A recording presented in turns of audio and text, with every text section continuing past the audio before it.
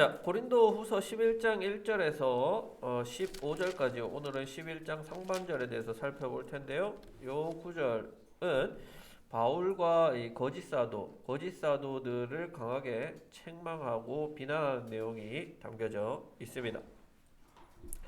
이 바울의 대적들이 고린도 교회에서 자신들만이 합법적인 사도다, 바울은 사도가 아니다, 자격이 없다, 이렇게 주장했고, 이에 고린도 교인들이 동조했습니다. 이 비난에. 그래서 바울은 이러한 것들을 규탄하고 고린도 교회에 대한 이 자신의 영향력을 회복하고자 요 내용들을 적고 있습니다. 요 1절에서 15절까지는 이제 크게 한 두 부분으로 나눠볼 수 있겠는데요. 첫 번째 부분은 1절에서 4절까지 이 고린도 교회에 들어온 대적자들에 대해서 바울이 이야기를 하고, 두 번째 부분인 5절에서 15절까지는 본격적으로 바울의 어떤 이 자기 자랑, 어리석음을 용납하라 하고 난 이후에 하는 이 자기 자랑에 대해서 나오고 있습니다. 먼저 1절에서 4절까지 고린도 교회에 들어온 대적자들에 대해서 한번 살펴봅시다. 자, 1절. 여러분은 내가 좀 어리석은 말을 하더라도 용납해 주시기 바랍니다. 꼭 나를 용납해 주십시오. 자, 1절은 헬라어 원문에서는 오펠론이라는 단어로 시작되는데요. 이 단어는 뭐냐면은 이루어질 수 없는 소원을 들어달라 라는 말이에요. 그러니까 바울이 지금 이 어리석은 자랑을 하는 것, 이것도 사실 말이 안 되는 거라는 거예요. 자랑을 할 수가 없는 거예요. 왜냐? 앞에서 이야기했잖아요. 17절에서 자랑하는 사람은 누구를 자랑해야 돼? 주님을 자랑해야 돼요. 그렇죠? 주님을 자랑해야 되는데 지금 바울 자신을 좀 자랑하겠다 이야기하는 거예요. 그러니까 뭐가 필요하냐? 너희가 좀 용납해 달라. 이게 바울도 알아요. 말이 안 된다 이거는. 말이 안 되지만 너희가 내가 이런 말이 안 되는 일을 하겠지만 좀 용납해 줘라. 용납해 달라. 이렇게 이야기를 합니다. 자, 여기에 담겨져 있는 이 숨은 의도가 있는데요. 자, 바울은 지금 이 자랑하는 것을 어떤 행동이라고 말하냐면 어리석은 말이라고 표현하고 있어요. 그렇죠? 자랑하는 거예요. 자랑하는 거는 어리석다. 그 말은 바울은 자기 자신에게 이렇게 이야기하지만 실제로는 이 어리석은 행동을 하는 사람이 누구라고 이야기하는 걸까요? 대적자들을 향해서 하는 이야기예요. 대적자들은 앞에서도 봤지만 스스로를 자랑하고 드러내요. 그 어떤 육체적인 것들을 자랑하고 드러낸다는 거예요. 그러면은 진짜 어리석은 자는 누군 거예요? 대적자들이, 이런 스스로를 자랑하는 대적자들이 어리석은 자들이다라고 바울은 이야기하고 있는 거죠. 자, 2절. 나는 하나님께서 보여주신 열렬한 관심으로 여러분을 두고 몹시 마음을 씁니다. 나는 여러분을 순결한 처녀로 그리스도께 드리려고 여러분을 한 분 남편 되실 그리스도와 약혼시켰습니다. 자, 바울이 이렇게 어리석은 짓을 하면서도까지 왜 열심을 내느냐? 그것은 하나님께서 고린도 교회를 향해서 열심을 내고 있기 때문에 바울 자신도 열심을 내고 있다는 거예요. 자, 그러면 이 바울의 열심은 뭐냐? 신부가 되는 교회와 신랑 되는 그리스도를 이어주는 신랑의 들러리 역할을 하고 있다는 거예요. 일종의 중매예요, 중매. 자, 여기서 중매를 한다는 것은 이제 신부된 교회와 신랑된 그리스도가 결혼하는, 연합하는 이런 관계에 들어가게 되는데, 이러한 결혼은 무엇을 전제로 하냐면 순결. 바로 이런 순결을 전제로 하는데, 순결은 우리 교회적 차원에서는 배타적인 충성을 이야기하죠. 배타적인 충성이라는 것은 이 충성이 다른 곳으로 향하지 않고 오로지 그리스도에게만 향하는, 그래서 배타적인, 다른 것들은 배제되는 그런 중성의 관계라고 할 수 있겠죠. 그게 순결의 의미라는 거예요.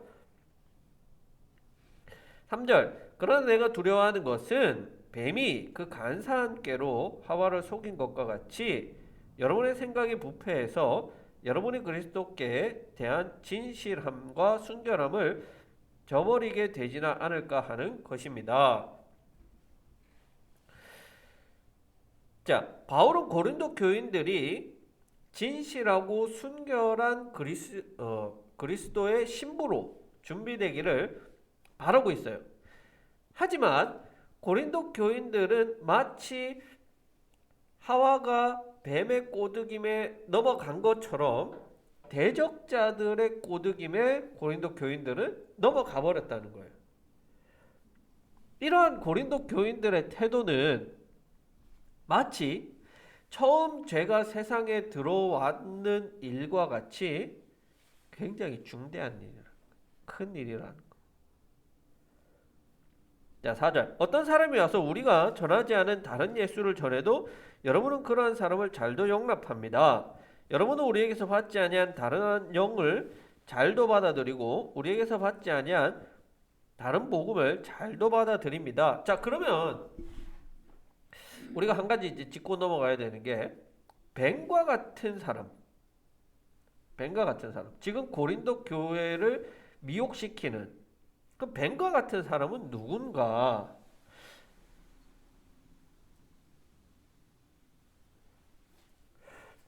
4절에서 시작할 때 이렇게 나오죠. 어떤 사람이 와서 어떤 사람이 자, 어떤 사람이라는 이 표현은 선교 단체를 말해요.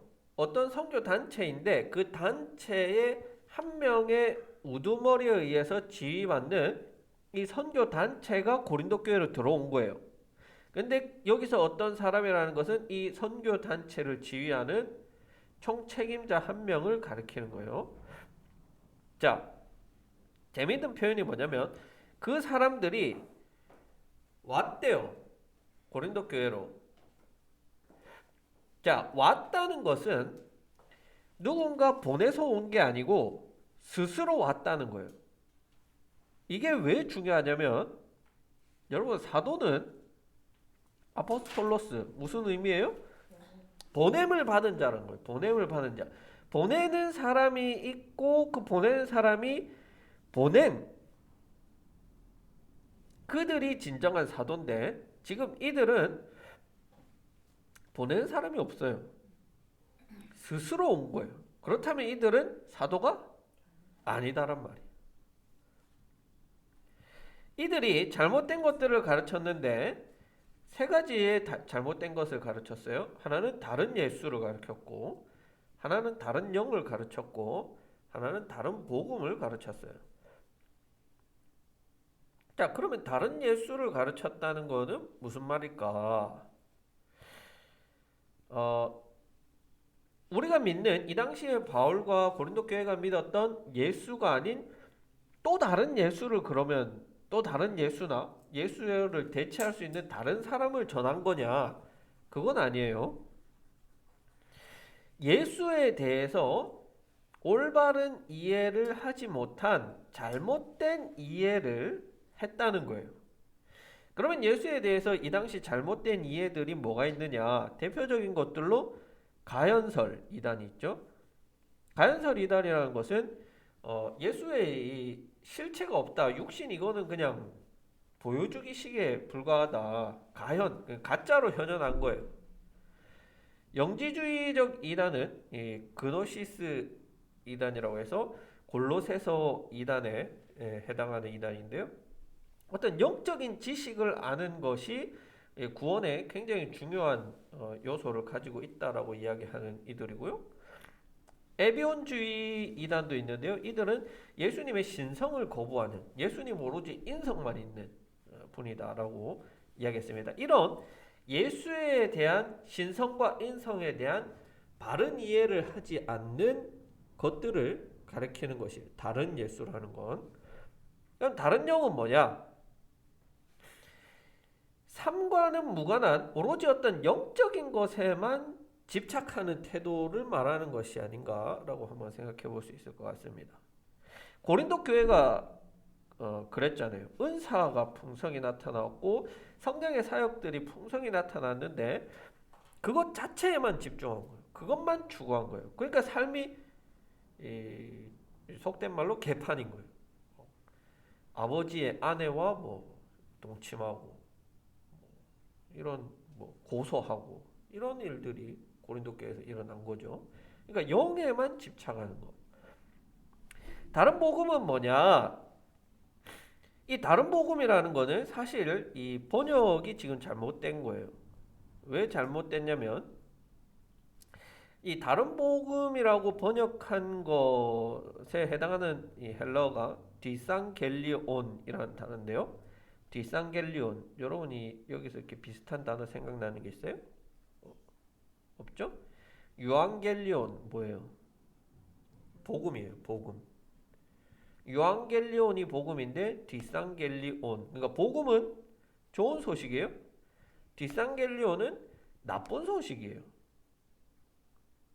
이해가 되세요? 그러니까 이거는 복음이 있고 또 다른 복음이 아니라 이거는 나쁜 소식이에요. 나쁜 소식. 그러니까 이게 복음이 아니에요. 다른 복음이 아니라는 말이에요. 바울에게 있어서 복음은 하나예요. 다른 복음은 없어요. 그래서 이거는 우리가 이제 나쁜 소식이라고 아마 이렇게 번역을 해야지 좀 더 잘된 번역 같아요. 그러니까 이들은 나쁜 소식을 가지고 온 사람들. 그러면 이제 구체적으로 이 사람들이 누구냐? 뭐 학자들이 이렇게 여러 가지로 연구하려고 뭐 많은 노력을 했는데 정확한 그 실체는 모릅니다. 뭐 어디로부터 왔는지, 어떤 경향을 지닌 사람들인지 이런 것들을 통해서 이렇게 단편적으로는 드러나지만 구체적으로 누군지는 몰라요. 정확한 정체는 모르는데 사실 크게 중요한 문제는 아닐 수 있죠. 물론 이제 성경을 해석하고 뭐 이렇게 공부하는 분들에게는 중요하겠지만 우리 성도들의 수준에서는 뭐 이런 대적자들이 있다 하는 것 정도만 아시면 되고 뭐 소소한 것들은 이제 뒤에 나오는 내용들을 통해서 살펴보면 되겠습니다. 자, 두 번째 단락인 5절에서 15절은 이제 본격적으로 바울이 용납해 줘라 라고 했던 이 자기 자랑에 대해서 이야기하기 시작합니다. 자, 5절. 나는 저 거물급 사도들보다 조금도 못할 것이 없다고 생각합니다. 자, 여기서 거물급 사도, 큰 사도는 누구로 가리키는 걸까요?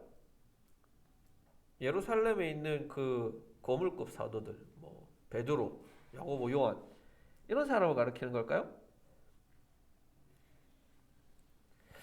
제 생각에는 아닌 것 같아요. 굳이 여기서 예루살렘 교회 그 뭐 대단한 사도들을 끌고 올 필요가 없고 아마 대적자들을 가리키는 것 같아요. 대적자들이 자기들은 큰 사도다라고 아마 이렇게 이야기를 했을 거예요. 거기에 대해서 이제 바울이 일종의 뭐랄까 비꼬는 태도로 이야기를 하는 거죠.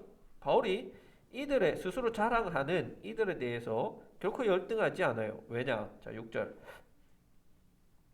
내가 말에는 능하지 못할는지 모르지만 지식에는 그렇지 않습니다. 우리는 이것을 모든 일에서 여러 가지로 여러분에게 나타내 보였습니다. 자, 대적자들은 바울에게 이렇게 공격하는 거예요. 말에는 능하지 못하다. 이게 헬라어로는요, 이디오테스라는 단어인데요. 이게 구체적으로 뭐냐면 훈련받지 못한 자라는 뜻이에요. 훈련받지 못한 자. 그러면 바울이 뭐로 훈련을 못 받았냐? 당대 그렇죠. 수사학을 배우지 못한 전문적인 연설가가 아니라 아마추어래, 아마추어. 혹은 평신도 수준의 전도자에 불과하다라고 폄하하는 말인 거예요. 그런데 바울이 이거를 인정해버려요. 아, 맞아.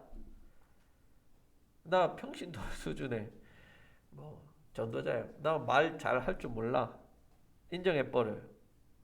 그런데 바울한테 더 중요한 건 뭐냐면 하나님과 그리스도를 아는 지식을 자신은 가지고 있다라는 거예요. 7절 내가 말하는 나는 여러분을 높이기 위하여 나 자신을 낮추었고 또 하나님의 복음을 값없이 여러분에게도 전하였습니다. 그렇게 한 것이 죄라도 된다는 말입니까? 자, 이 대적자들이 바울을 공격할 때 이렇게 공격하는 거예요. 뭐라고 공격했냐면 바울은 사례비를 받지 않고 복음을 전한다. 설교를 한다. 왜? 아마추어니까. 그렇죠? 돈 받고 하는 사람들은 프로예요. 전문가예요. 근데 바울이 왜 돈을 안 받고 하느냐? 아마추어기 때문에 그렇다. 그렇게 비난했던 거예요. 거기에 대해서 바울이 이제 변론하는 내용인 거예요. 이 당시에 이 높은 계층, 그러니까 일반 로마 시민권을 가지고 있는 부류의 사람들이 육체적인 노동을 한다는 것은 굉장히 이 경멸적인 거예요. 그 부끄러운 일이에요.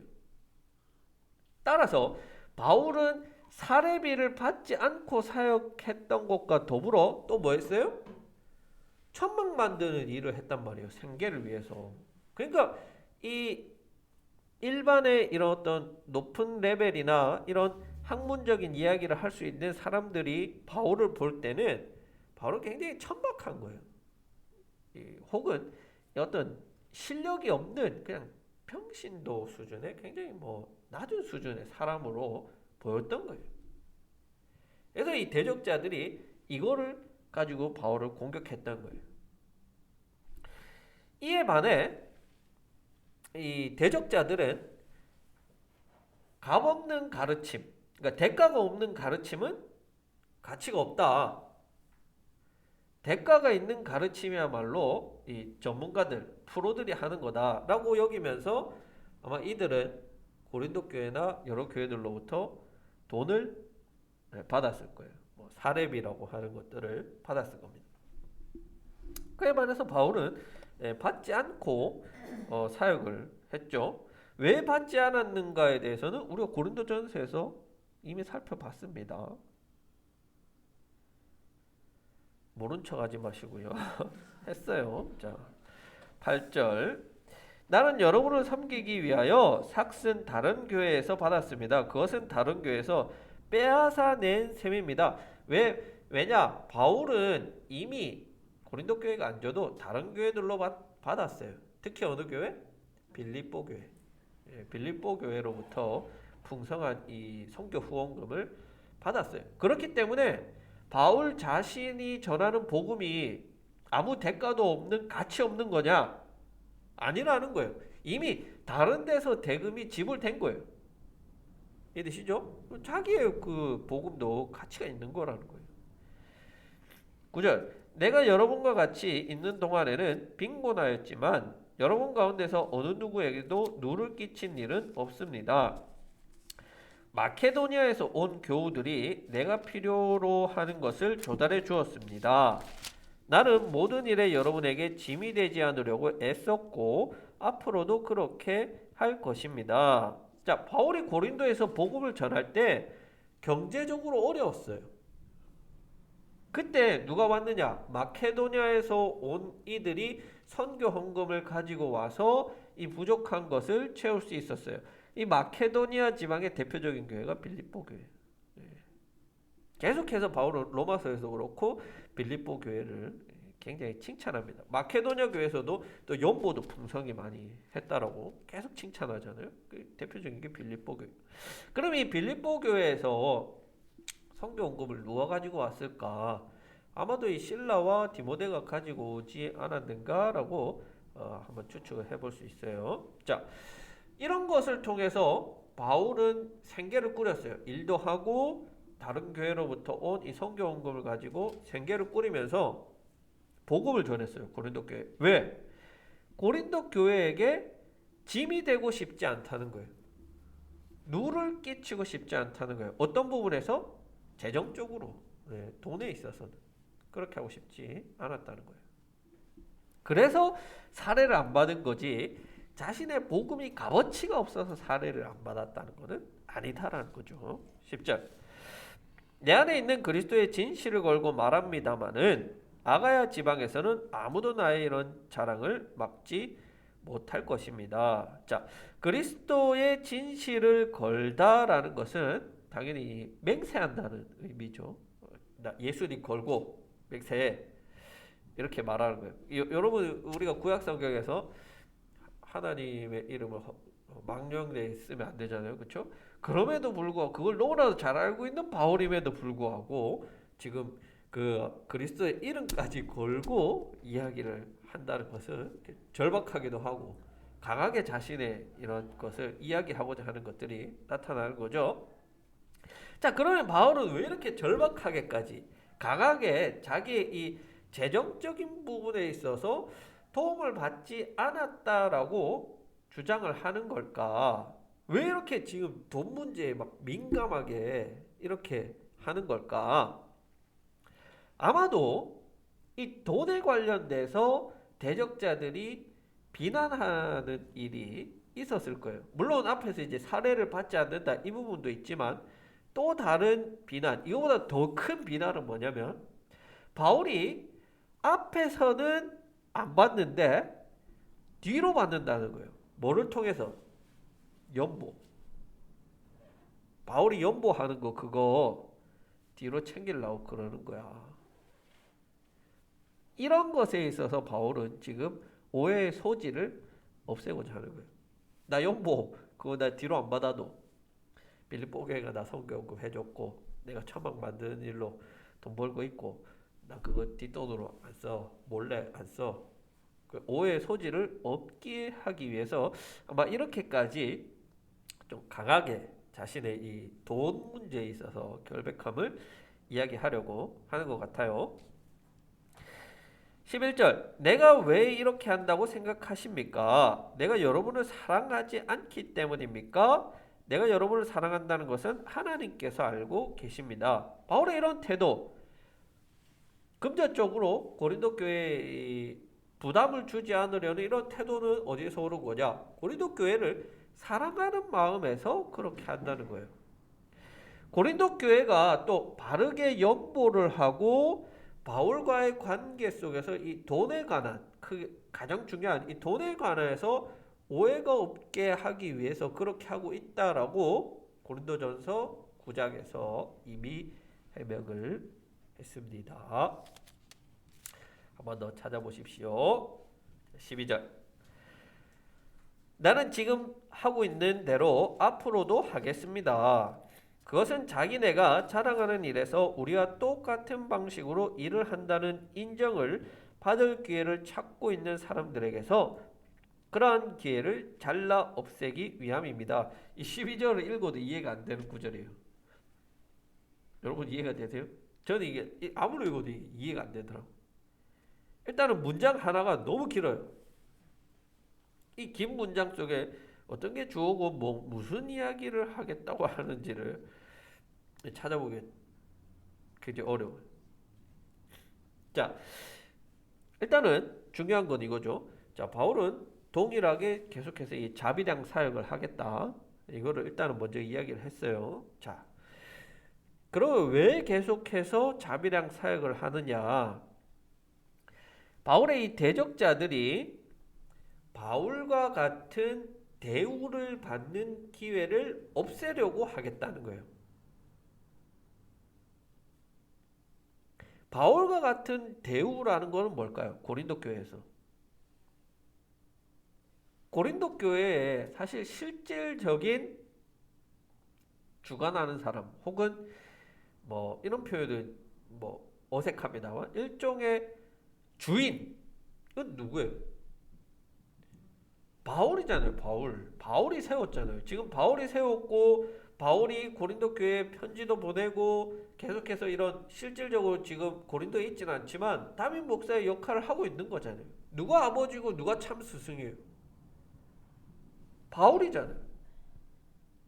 근데 바울은 이야기하는 거예요. 야, 누가 참 스승이고 아버지냐? 돈 받고 하는 사람이냐? 아니면은 너무나 사랑해서 돈 안 받고 하는 사람이냐? 누가 더 고린도 교회를 사랑하고 누가 더 고린도 교회의 참 주인이냐? 라고 이야기를 하는 거예요. 그래서 이 바울의 대적자들이 고린도 교회에서 바울과 같은 대우를 받지 못하게 하려고 자기는 계속해서 자비량 사역을 하겠다라고 이야기하는 거죠. 자, 13절. 이런 사람들은 거짓 사도요, 속이는 일꾼들이요, 그리스도의 사도로 가장하는 자들입니다. 자, 여기서 바울은 굉장히 이제 심하게 이 대적자들을 비난하는 거예요. 비판이 아니고 비난하는 거예요. 대적자들은 뭐예요? 거짓 사도다. 앞에서 이야기했잖아요. 스스로 온 자들이에요. 사도는 보냄을 받은 자들인데 스스로 온 자들이기 때문에 거짓 사도예요. 가짜 사도예요. 사도인 척하는 자들이에요. 그렇게 교인들을 속였다는 거예요. 14절. 그러나 놀랄 것이 없어요. 사탄도 빛의 천사로 가장하기 때문입니다. 자, 이 말은 종합적으로 그러면 이 대적자들은 누구의 사도다? 사탄의 사도다라는 거예요. 사탄의 사도다. 얼마나 심한 비난이에요. 그리스도를 전한다고 하지만 실제로는 사탄을 전하는 사탄의 사도, 거짓된 복음을 전하는, 굉장히 무서운 일이에요. 15절. 그렇다면 사탄의 일꾼들이 의의 일꾼으로 가장한다고 해서 조금도 놀랄 것이 없습니다. 그들의 마지막은 그들이 행한 대로 될 것입니다. 이 사탄의 사도들은 빛의 천사로 가장하고 의의 일꾼으로 가장한 거예요. 변신한 거예요. 꾸민 거예요. 그런데 이들의 시도는 헛된 시도가 된다는 거예요. 왜냐하면 이들이 들어옴으로 인해서 앞에서 10장에서 나왔듯이 고린도 교인들의 생각이 부패해져 버렸어요. 진실과 순결을 잃어버렸어요. 그들이 전한 거짓 복음, 나쁜 소식, 거짓된 영, 거짓된 그리스도를 전함으로 인하여서 고린도 교회의 영적인 상태가 망가져 버렸다. 1차적으로 이렇게 고린도 교회의 신앙과 영성의 상태가 망가진 것처럼 그들도 망가져 버릴 것이고, 2차적으로는 종말의 때에 하나님께서 그들을 심판하실 것입니다 라는 말이 그들의 마지막은 그들이 행한 대로 될 것입니다 라는 말이에요. 자, 이렇게 바울은 고린도 교회에 들어온 대적자들을 신랄하게 비난하면서 자신이 참된 사도고 고린도 교회의 아버지고 참된 스승에 반해서 그들은 거짓 사도고 가짜 사도고 사도로 가장한 인물들이다 라고 신랄하게 비난을 하고 있습니다. 자, 그리고 이제 16절부터는 우리가 잘 알고 있는 이 바울의 자랑, 나의 어리석음을 좀 용납해라 하면서 하는, 내가 몇 번 맞고 뭐 어디 가서 뭐 파선하고 이런 내용들이 이제 본격적으로 자랑의 내용이 나오기 시작합니다. 자, 오늘 우리가 읽은 이 1절에서 15절까지는 우리가 한 세 가지 정도 함께 이야기 나눠볼 수 있을 것 같아요. 먼저 첫 번째는 바울의 이 자비량 사역이 오늘날 우리 교회들 또 앞으로 우리 한국 교회에 어떤 의미가 있느냐라고 할 때는 참 큰 의미가 있죠. 우리 교회만 해도 마찬가지고 저도 그렇게 생각을 하고 있습니다. 제가 뭐 전적으로 100% 자비량 사역은 아닙니다만은 앞으로 우리 한국 교회가 이런 어떤 이중직 목회의 이중직 혹은 이 자비량 사역이 더 많아지고 더 활발해져야만 하고 또 그렇게 가게 될 것입니다. 그리고 저와 같이 이런 좀 젊은 목회자들을 중심으로 해서 다양한 이중직의 형태들이 나타나고 있어요. 농사를 짓는 목사님이라든지 헬스장을 운영하는 목사님이라든지 뭐 이런 여러 분야에서 다양한 분들이 이런 목회적 이중직을 실천하면서 삶 속에서 성도들을 만나려고 노력을 많이 하고 있는데요. 이제 전통적인 우리가 막 목사는 막 목회만 해야 돼. 교인들을 위해서 뭐 기도만 해야 돼. 이런 패러다임에서는 좀 벗어날 필요가 있고 이미 바울도 이런 이중직과 자비량 사역을 해온 것임을 볼 때 이게 어떤 결코 뭐 부끄러운 일이라든지 뭐 꼭 뭐 교회에서 뭐 사례비를 받아서 생활해야 돼라는 이러한 뭐 태도나 생각들에 있어서는 우리가 조금 재고해 볼 필요가 있지 않나라는 생각을 한번 해봅니다. 자, 두 번째는 우리도 빛의 천사, 의의 사도로 가장하지 말고 정말 빛의 천사, 정말 의의 사도가 되어야 되겠습니다. 여러분, 우리가 겉모습은 그런 척 할 수 있어요. 겉모습은 사도처럼 행동할 수도 있어요. 겉모습은 목사처럼 보일 수 있어요. 그런데 실질적으로 우리가 속 알맹이가 그러한 사람이 되어야 되겠죠. 겉으로만 거룩한 척 하지 말고 속 알맹이가 거룩해져야 돼요. 또 하나는 이러한 거짓 사도, 이러한 가짜 사도, 빛의 사도로 가장하고 있는 이들을 분별할 줄 알아야 돼요. 지금 고린도 교인들은 그걸 분별하지 못해서 그들에게 끌려가 버렸어요. 여러분, 오늘날 이런 거짓 사도, 사도로 가장한 이 사탄의 사도들이 상당히 많습니다. 그래서 여러분들이 그들을 분별하고 판단할 수 있는 스스로의 능력을 기를 필요가 있다.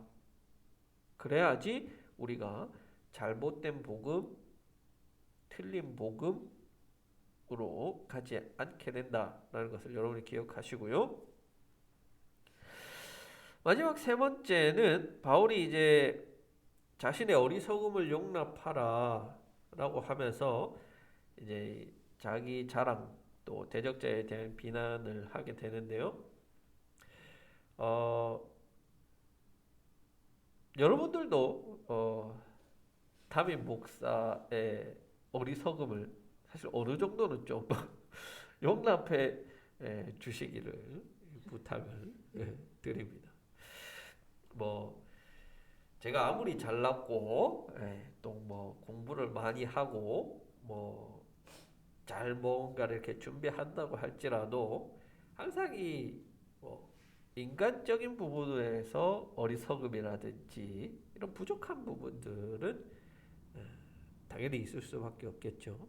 모든 이들의 만족을 다 채워드릴 수는 없습니다.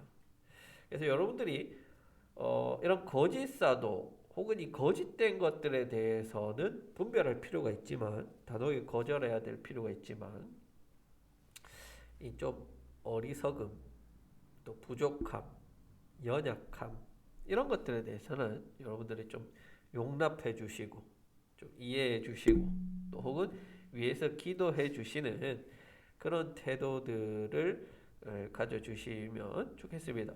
만약 바울을 위해서 고린도 교회가 바울 이렇게 멍청하다 가지고 이렇게 연약하다 부족하다 그래서 바울을 같이 비난할 게 아니라 바울을 위해서 우리가 기도합니다. 바울의 그런 말을 잘못하는 모습을 우리가 비록 알지만 또 많은 지식을 가지고 있고 글에는 능하다는 것을 우리가 잘 알고 있습니다. 이렇게 바울에게 고린도 교회가 대했다면 이렇게까지 이 관계가 틀어지고 잘못된 관계로 나아가지는 않았겠죠. 그래서 여러분들도 저의 이런 어리석음과 부족함을 좀 용납해 주시고 또 저도 여러분들이 제가 원하는 수준만큼 이렇게 못 따라온다고 해서 아이 뭐 이렇게 하지 말고 또 서로가 서로를 이렇게 좀 용납해주고 이해해주고 수용해주는 그런 태도들이 우리 가운데 있으면 이 교회들을 조금 더 우리가 아름다운 하나님 나라 공동체로 만들어갈 수 있지 않을까라고 한번 생각을 해봅니다.